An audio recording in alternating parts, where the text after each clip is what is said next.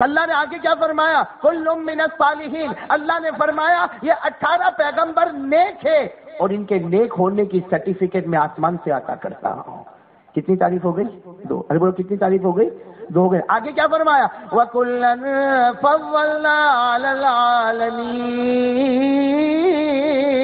اللہ فرماتے میرے 18 پیغمبر، اللہ فرماتے اے دنیا والوں اپنی نیکی کرتے رہو، تمہاری نیکی ایک پلے میں ہوگی اور میرے 18 پیغمبروں کی نیکی ایک پلے میں بھاری بھاری ہو جائے گی۔ کتنی تعریف ہو گئی؟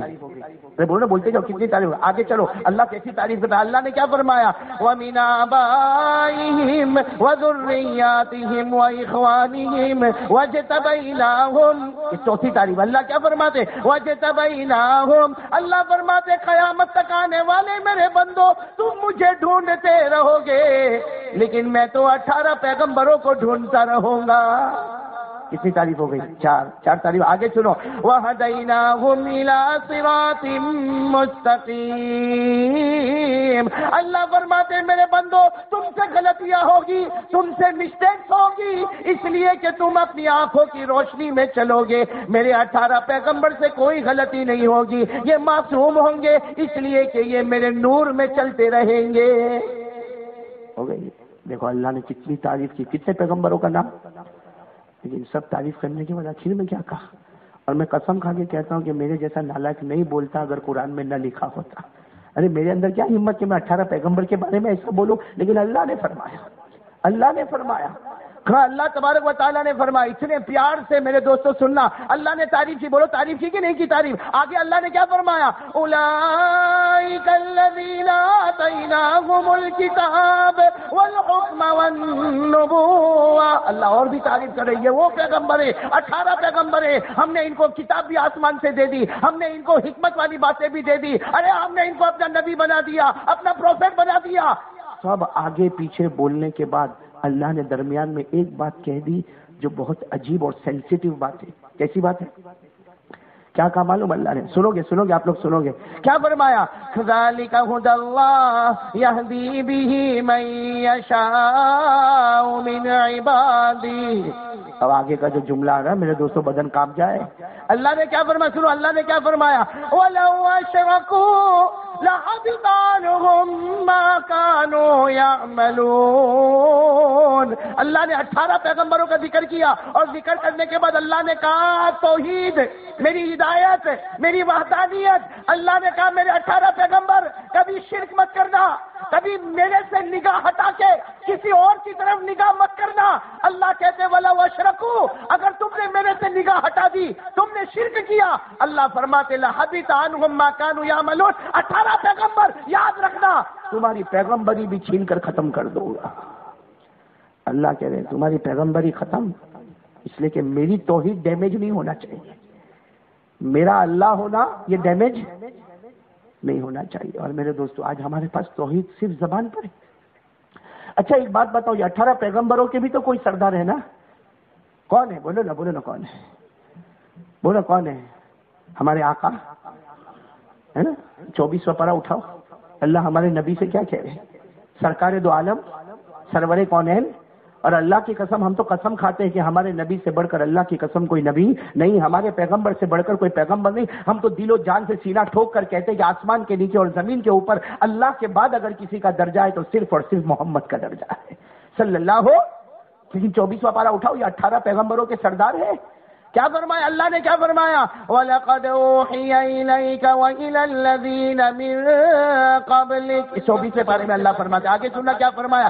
لَئِنْ أَشْرَكْتَ لَيَحْبَطَنَّ عَمَلُكَ وَلَتَكُونَنَّ مِنَ الْخَاسِرِينَ بَلِ اللَّهَ فَاعْبُدْ وَكُن مِّنَ الشَّاكِرِينَ۔ اللہ تبارک و تعالیٰ فرماتے میرے محبوب، کہو کون؟ صلی اللہ ہو، سنتے جانا، اللہ فرماتے میرے محبوب، میرے مجتبی، ارے میرے مرتضی، ارے میرے مصطفیٰ، اللہ فرماتے میرا آخری پیغمبر، میرا سب سے بڑا پیغمبر، اللہ فرماتے میں نے اگلے نبیوں پر بھی وحی بھیجی، اے میرے مصطفیٰ میں نے تجھ پر بھی وحی بھیجی، لیکن میرے مصطفیٰ یاد رکھنا لئن اشرکت، اگر تم نے بھی شرک کیا، لیحبطن عملک، ہم تمہاری نبوت بھی ختم کر دیں گے، وَلَتَكُونَنَّ مِنَ الْخَاسِرِينَ، اور تم سے بڑھ کر نقصان اٹھانے والا کوئی نہیں ہوگا۔ اور آگے فرمایا بَلِ اللَّهَ فَاعْبُدْ، ہاں ایک اللہ کو ماننے والے بن جاؤ، وَكُن مِنَ الشَّاكِرِينَ، شکر کرنے والوں میں ہم سب کا نام لکھ دیں گے۔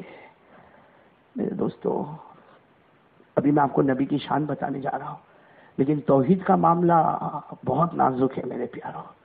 اس لیے آج سے پہلے تو یہ بات طے کرو اپنی زندگی میں کہ ہمارا کوئی بھی کام ہو، ہماری نظر پہلے کس کی طرف ہوگی؟ میں آپ کو دوا کھانے سے منع نہیں کرتا، بھائی دوا کھاؤ نا، ارے بھائی سر دکھے گا تو دوا کھانی پڑے گی، ہاں کھانی پڑے گی میرے دوستو۔ ارے شوگر ہو جاتی ہے نا، شوگر ڈائبٹیز ہو جاتی ہے تو اس کی بھی دوا کھانی پڑتی ہے۔ پریشر کسی کا ہائی ہو جاتا ہے تو دوا کھانی پڑتی، لو ہو جاتا ہے تو کھانی پڑتی۔ شوگر کا لیول ہائی ہو جاتا ہے تو دوا کھانی پڑتی، شوگر کا لیول لو ہو گیا تو دوا کھانی پڑتی۔ ارے کسی کو اٹیک آ گیا تو دوا کھانی پڑتی۔ ارے دوا کھانے سے کوئی روکتا نہیں، بلکہ میں تو کہتا ہوں ہمارے نبی نے بھی علاج کیا، ہم بھی علاج کریں، اور یہ نیت سے علاج کریں کہ ہمارے نبی بھی علاج معالجہ کرتے تھے تو ایک ایک علاج پر 100 شہیدوں کا ثواب ملتا رہے گا۔ دوا کھانے سے منع نہیں کرتا، لیکن دوا کھانے سے پہلے نظر کس پر ہونی چاہیے؟ آج میرے کو بخار آوے سب سے پہلے اناول میں ڈاکٹر کون ہے؟ ڈاکٹر مطلب ڈاکٹر یاد آیا، اللہ یاد نہیں آیا۔ حالانکہ بخار کون لایا؟ ارے یہ بیماری کون دیتا ہے؟ اللہ دیتا ہے، ہاں اللہ دیتا ہے، تو وہ اللہ یاد نہیں آیا۔ اچھا ڈاکٹر کے پاس گیا، ڈاکٹر نے انجیکشن دے دیا، تھوڑا ٹیبلٹ ویبلٹ دے دیا، اچھا ہو گیا تو ٹھیک ہے، نہیں اچھا ہوا تو ارے ابھی اناول میں تو نہیں فرق پڑا، کہاں جانا چاہیے؟ کسی نے کہا چکلی میں بہت اچھا ڈاکٹر ہے، چلا چکلی میں پہنچا۔ کسی نے کہا نہیں چکلی میں نہیں، چکلی میں اپنا کو نوساری میں نا، نوساری میں بڑی ہاسپٹل ہے وہاں اور اچھا ڈاکٹر ہے، ارے وہاں چلا گیا۔ کسی نے کہا نا یہاں کام نہیں چلے گا، سورت کا ڈاکٹر ہے نا بہت اچھا ڈاکٹر ہے۔ ارے میرے دوستوں کئی دنوں تک ڈاکٹروں کے چکروں میں گھومتا رہا، لیکن اللہ کو حاضر ناظر رکھ کر بتا کہ کبھی تو نے وضو کر کے 2 رکعت نماز پڑھ کے اللہ سے مانگا ہو اللہ کہ ڈاکٹروں کے حوالے کیوں کرتا، شفا دینے والا تو ہے۔ یہ ہوتا ہے میرے دوستوں، بولو ہوتا ہے۔ یہ ہماری توحید بہت کمزور ہے میرے پیاروں، توحید بہت۔ آپ کو توحید کی ایک جھلک بتاؤں، سنیں گے؟ آپ نے حضرت موسیٰ کا نام سنا نا؟ ارے بولو ہاں بولو سنا۔ میں توحید بتا رہا ہوں، آپ نے حضرت موسیٰ کا نام سنا نا؟ یہ حضرت موسیٰ پہاڑ پہ جاتے تھے، بولو کہاں جاتے تھے اور کس سے بات کرتے تھے؟ کس سے بات کرتے تھے؟ قرآن کریم میں اللہ نے فرمایا وَنَادَيْنَاهُ مِن جَانِبِ الطُّورِ الْأَيْمَنِ وَقَرَّبْنَاهُ نَجِيًّا۔ اللہ تبارک و تعالیٰ فرماتے ہیں میرے موسیٰ کے جلوے کو دیکھو، یہ پہاڑ پر آتے ہیں، کس سے بات کرتے ہیں؟ ایک مرتبہ سب لوگوں نے حضرت موسیٰ کو گھیرا اور کہا تم تو اللہ کی بات کرتے ہو نا؟ حضرت موسیٰ نے کہا کرتا ہوں۔ تو کہا اللہ کو کہو نا پانی اتارے، زمین میں پانی نہیں ہے، اور پانی نہیں ہے تو ہمارے کھیت بھی سوکھ گئے، ہمارے باغ بھی سب خشک ہو گئے، ہمارے جانور کے تھنوں میں دودھ بھی نہیں ہے، بچے بلبلاتے، ہماری گھر کی عورتیں پریشان ہیں۔ ارے تم پہاڑ پہ جاتے ہو، اللہ سے بات کرتے ہو، کرنے دھرنے والا تو وہی ہے نا، اللہ کو کہو نا پانی برسائے۔ حضرت موسیٰ علیہ السلام نے کہا اب بھی جاتا ہوں۔ میرے دوستوں وہاں کا سسٹم تو موبائل سے بھی فاسٹ تھا، بھائی تھا کہ نہیں تھا؟ حضرت موسیٰ علیہ السلام پہاڑ پر گئے، اللہ تبارک و تعالیٰ نے پوچھا موسیٰ کیوں آئے؟ کہا اللہ وہ پوری قوم کہہ رہی پانی پانی پانی کے۔ اللہ نے فرمایا میری قسم پہاڑ سے اترو گے اس سے پہلے آسمان سے پانی اتر جائے گا، بولو سبحان اللہ۔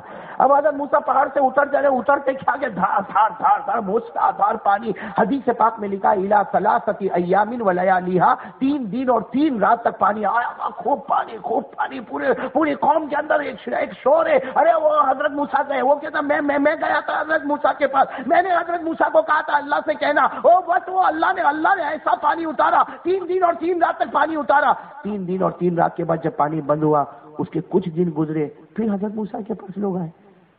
حضرت موسیٰ نے کہا اب کیا ہوا؟ کہا کہ وہ پانی آیا تو صحیح مگر سب ویسا کا ویسا ہی، یعنی وہ کھیت میں کچھ فائدہ نہیں ہوا، وہ کھیت ویسا ہی سوکھا پڑا ہے، باغ ویسے ہی سوکھے پڑے، جانور کے تھن ویسے ہی ہے، مطلب پانی آیا تو صحیح، ہم منع نہیں کرتے، لیکن جو فائدہ ہونا چاہیے تھا وہ۔ تو حضرت موسیٰ نے کہا کیا کرو؟ کہا پھر کانٹیکٹ کرو نا۔ حضرت موسیٰ نے کہا کوئی بات نہیں۔ حضرت موسیٰ علیہ السلام گئے پہاڑ پر، اللہ نے پوچھا اللہ کو سب معلوم، اللہ نے کہا کیا ہوا موسیٰ؟ کہا اللہ وہ پانی تو آیا لیکن اس سے کچھ فائدہ۔ تو اللہ نے کہا تم نے کیا مانگا تھا؟ پانی مانگا تھا کہ فائدہ مانگا تھا؟ تو تم جب پہاڑ پر آئے تھے تم نے مجھ سے کیا مانگا تھا؟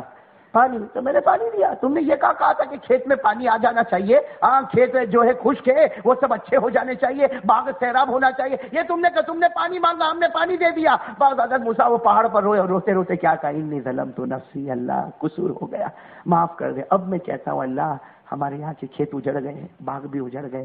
اللہ نے کیا فرمایا؟ دیکھو اللہ کیسے توحید بتا تھا۔ اللہ نے کہا موسیٰ اترو، پہاڑ سے اترو اور اپنی قوم کے بڑے بڑے 70 آدمی کو جمع کرو. کتنے؟ 70 کو جمع.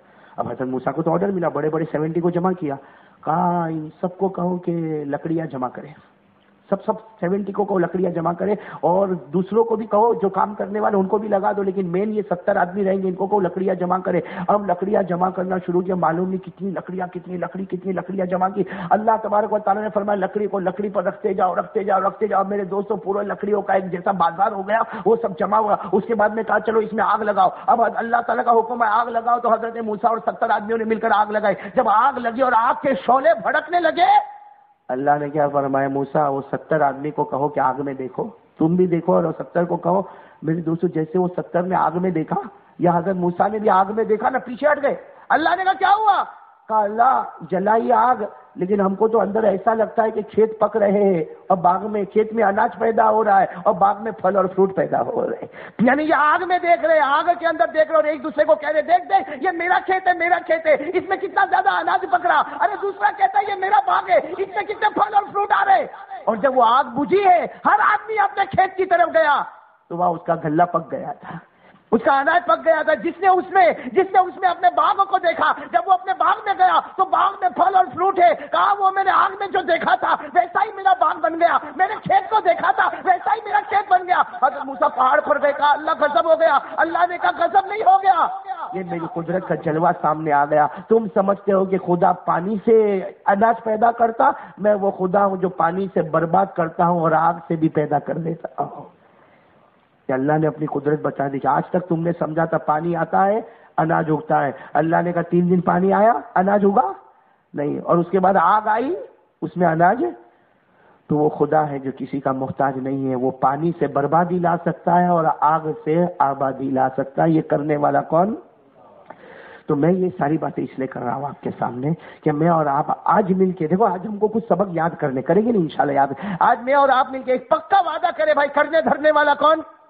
اللہ. ساتھ میں بولو نا، کرنے دھرنے والا کون؟ اللہ. اس لیے آج سے ہمارا کوئی بھی کام ہوگا، کوئی بھی مسئلہ ہوگا، کوئی بھی پرابلم ہوگا، کوئی بھی ٹینشن ہوگا، گھر کا ہوگا، باہر کا ہوگا، بچوں کا ہوگا، بیوی کا ہوگا، ارے دکان کا ہوگا، کھیتی باڑی کا ہوگا، ارے وراثت کا ہوگا، زمین کا ہوگا، پراپرٹی کا ہوگا، ارے جائیداد کا معاملہ ہوگا، ہمارا سب سے پہلا کام یہ ہوگا ہم 2 رکعت نماز پڑھ کے اللہ سے مانگے.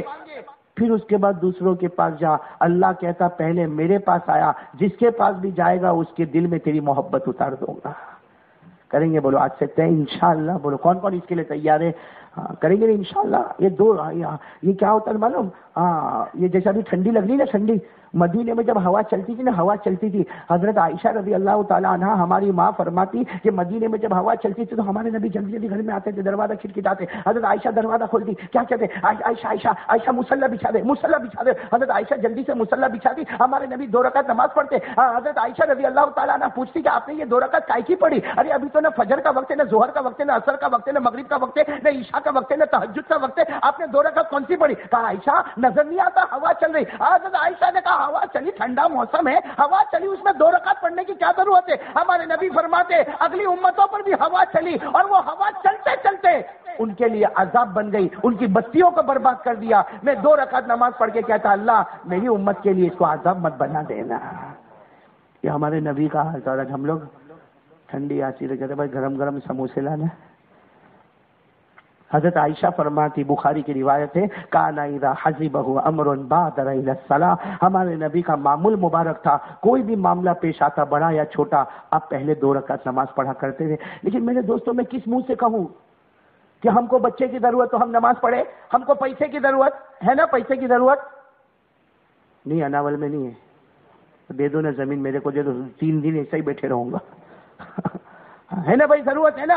ارے میرے پیاروں پیسے کی ضرورت ہے، زمین کی ضرورت ہے، اولاد کی ضرورت ہے، بیوی کی ضرورت ہے، ارے بچوں کی ضرورت ہے، اب میرے دوستوں پراپرٹی کی ضرورت ہے، ارے زندگی گزارنے کے لیے بہت ساری ضرورتیں ہیں. مجھے شرم آتی اناول والوں، مجھے شرم آتی کہ میں آپ کے سامنے یہ کہوں کہ کوئی بھی چیز کی ضرورت ہو، ارے وضو کر لینا، 2 رکعت نماز پڑھ لینا. مجھے شرم آتی کہتے ہوئے کہ 2 رکعت نفل پڑھ لینا. ان لوگوں کو میں کیسے کہوں کہ 2 رکعت نفل پڑھ لینا جن کی مہینے سے آج فجر کی فرض چھوڑ چکی ہے. میں کس منہ سے کہوں کہ تیرے کو یہ ضرورت ہو تو نماز پڑھنا، پیسے کی ضرورت ہو تو نماز پڑھ لینا، ارے کوئی پرابلم میں آ گیا تو نماز پڑھنا؟ میں کس منہ سے کہوں کہ نماز پڑھنا؟ اس سے کہ یہاں ایسے لوگ بیٹھے جن کا زمانہ گزر گیا، فجر کی نماز نہیں پڑھی، زمانہ گزر گیا، ارے بیان سننے کے لیے پہنچ گیا، لیکن اپنے ایمان سے پوچھ، بیان سننے کے لیے میں پہنچا ہوں، کیا میں نے عشاء کی نماز پڑھی؟ میرے دوستو، جو فرض نمازوں کے